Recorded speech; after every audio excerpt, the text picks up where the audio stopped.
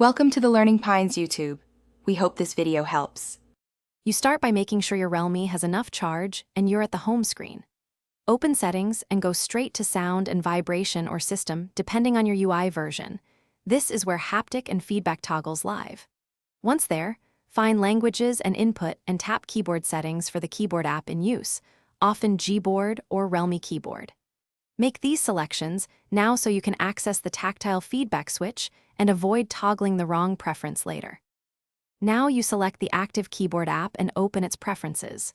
You're looking for key press vibration, haptic feedback, or vibration strength. Different labels may appear across versions.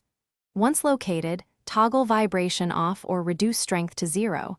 If the option is nested, use advanced settings. After changing it, open Notes or Messages and type a few words to verify.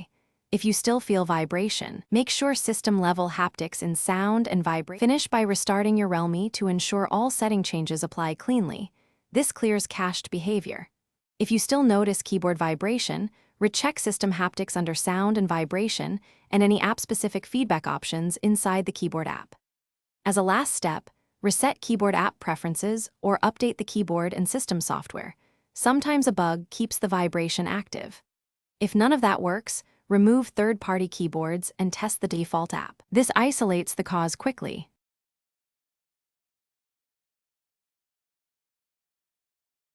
Thanks for watching. Consider subscribing if we helped you.